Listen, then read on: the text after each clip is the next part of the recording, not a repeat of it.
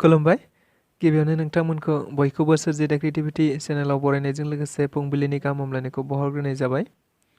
दिनैनि माखासे निउस आपडेटफोरखौ नोंथांमोननि सिगाङाव फोरमायथिना होनो आवगायनाय जालायबाय। नोंथांमोनहा भिडिअखौ नायनानै मोजां मोनोब्ला लाइक खालामगोन होनना आसा खालामबाय। लोगोसे इउटिउब चेनेलखौ दाबो साबस्क्राइब खालामाखैबा साबस्क्राइब खालामनानै लानो थाखाय गुरै खावलायनाय जाबाय। थ' बिदिब्ला जोङो भिडिअखौ जागायनोसै।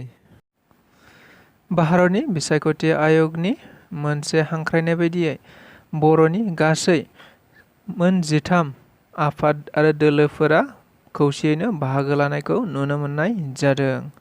नंगौ, आसामाव भारतनि बिसायख'थि आय'गआ बियाब दाफामनायखौ लानानै मोनसे थांनाय 20 जुन खालि ड्राफ्टिं फोसावना होनाय जादोंमोन।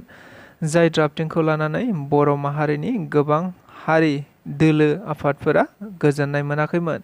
जायनि जाहोनाव आफादफोरानो बायदि बायदि हाबाफारि लानानै बिसायख'थि आय'गनिसिम धरना होबाय थानायखौबो नुनो मोननाय जादोंमोन। नंगौ, थारैनो बेफोर गासैखौबो लानानै दुलाराय बर' फरायसा आफादनि हांख्रायनायावनो बर'फोरनि गासै माहारियारि आफाद आरो माहारियारि आफाद नङै लोगोसे राजखान्थि आफादफोरखौ लानानै बरमा कलेजनि मोनसे नब्लाङाव जुथायै सावरायज्लायनाय जादोंमोन। जाय सावरायज्लायनायनि गेजेरजों दुलाराय बर' फरायसा आफादनि दैदेननायावनो जुथाइ आफादफोरनि मोनसे गोसोखांथि बिलाइखौ थांनाय 11 जुलाइ खालि भारतनि बिसायख'थि आय'गनिसिम आसामनि बिसायख'थि आय'गनि गेजेरजों दैथायहरनाय जादोंमोन। नंगौ, बेबायदिनो भारतनि बिसायख'थि आय'गआ सिगाङावनो बुंथिनानै होखानाय बायदि 19 जुलाइ खालि क्लेम्स होग्रा आफादफोरखौ लानानै मोनसे सावरायज्लायनाय हाबाफारि लानाय बायदियैनो मैया बर'नि गासै 13ता आफाद आरो दोलोफोरनि दैदेनगिरिफोरा सावरायज्लायनायाव बाहागो लानायखौ नुनो मोननाय जादों।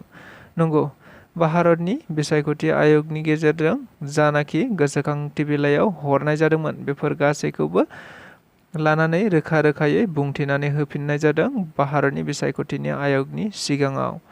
बेबायदिनो दुलाराय बर' फरायसा आफादनि आफादगिरि बिथाङा खौरांगिरिफोरनि सिगाङाव बुंथिनाय बायदिब्ला उदालगुरियाव लकसभा बियाब दाफामनायखौ थारैनो जाफुंगोन होनना आसा खालामदों। बेनि अनगायैबो उदालगुरिनि लकसभा बियाबखौ भैरबकुन्द मुं होब्लाल' जानाय नङा, बेयाव बर'नि राजखान्थियारि मोनथाय 6 सिडिउलनि राजखान्थियारि मोनथाय गासिबो मर्यादाखौ मोननांगोन होननानैबो बिथाङा खौरांगिरिफोरनि सिगाङाव बुंथिनानै होबावदों।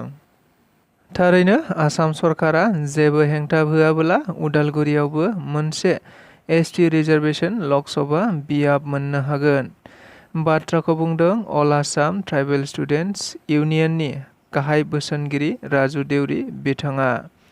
जों बयबो मिथिगौ, थांनाय 20 जुन खालि आसामाव बिसायख'थि आय'गआ बियाब दाफामनायखौ लानानै मोनसे ड्राफ्टिं फोसावनाय जादोंमोन। जाय ड्राफ्टिं फोसावनायखौ लानानै आसामाव थानाय गोबां हारि माहारिफोरजों लोगोसे ट्राइबेल सुबुंफोरा गोजोननाय मोनाखैमोन। बेखौ लानानैनो गोबां आफाद आरो दोलोफोरा भारतनि बिसायख'थि आय'गनिसिम मोनसे अबजेक्सन एबा क्लेम्सखौ होनाय जादोंमोन। जाय क्लेम्स एन्ड अबजेक्टिव्सफोरखौ लानानै मैया भारतनि बिसायख'थि आय'गआ गुवाहाटीआव थानाय शंकरदेव कलाक्षेत्रआव मोनसे पाब्लिक सिटिं जिरायनाय जायो। जाय जिरायनायाव कमप्लेन होग्रा एबा क्लेम्स खालामग्रा आफादफोरखौ लानानै सावरायनायाव अल आसाम ट्राइबेल स्टुडेन्टस इउनियननि आफादगिरिजों लोगोसे गोबां बिबानगिरि बिथांमोनहाबो बाहागो लानाय नुनो मोननाय जादोंमोन। जेराव बिथांमोननि दाबिया गिबियाव दंमोन बिटिआरनि गासै ओनसोलफोराव MLA रिजार्भेशनाव MLA ST रिजार्भेशनफोरखौ बारायनाय। बेनि अनगायैबो उदालगुरियाव मोनसे लकसभा बियाब दानाय, जाय बियाबा ST रिजार्भेशन जानांगोन होननानै बिथांमोनहा दाबि खालामदोंमोन। बेखौ लानानैनो मैया सावरायखांनायनि उनाव खौरांगिरिफोरनि सिगाङाव बिथाङा बुंथिनानै होनाय बायदिब्ला जों बयबो रोखायैनो मोनथिजोबखाबाय आरो इलेक्शन कमिशननि सायाव जोंहा गोथौयै फोथायनायबो थाखाबाय। मानोना आसाम सरकारा जेबो हेंथा होआब्लानो जोङो गुबैयै उदालगुरियाव मोनसे ST रिजार्भेशन लकसभा बियाबखौ मोननो हागोन।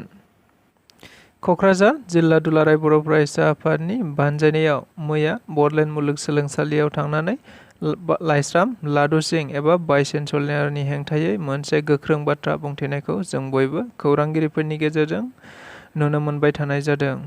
नंगौ, बड'लेण्ड मुलुगसोलोंसालिनि लाइस्राम लादु सिंखौ लानानै दुलाराय बर' फरायसा आफादनि बानजायनायाव गोबां बेबायदि सोमावसारबाय थानायखौ नुनो मोनबाय थानाय जादों। थारैनो लाइस्राम लादु सिंआ बड'लेण्ड मुलुगसोलोंसालियाव गोबां बेबायदि कारापसन खालामदों, जायनि थाखायनो हेंथा सोमावसारबाय थानायखौ नुनो मोननाय जादों। थारैनो मैया दुलाराय बर' फरायसा आफादनि बिथांमोनहा खौरांगिरिफोरनि सिगाङाव बुंथिनाय बायदिब्ला लाइस्राम लादु सिं बिथाङा थांनाय 2022 मायथाइयावनो मोनसे केस नांदोंमोन, जाय केसखौ बिथाङा स्रोदै बेल लाखोमानानै बड'लेण्ड मुलुगसोलोंसालियावनो भाइस-chancellorनि हाबाखौ मावबाय थादोंमोन। नाथाय बे जाथाया मैया ओंखारनायनि उनावनो बिथांमोनहा मोनसे गोख्रों होस्रिख्रावनायखौबो लानाय जादों। बेनि अनगायैबो दिनैहाय फुंनि गेजेरावनो क'क्राझार बड'लेण्ड मुलुगसोलोंसालिनि दरखं मोखाङाव मोनसे धर्ना हाबाफारि लानाय जागोन होननानैबो मिथिनो मोनबावनाय जादों। बेजों लोगोसे दिनैनि रादाबा बेखिनियानो। नोंथांमोनहा नायनानै जुदि मोजां मोनदोंब्ला लाइक खालामगोन, शेयार खालामगोन होनना आसा खालामबाय। गोजोन्थों।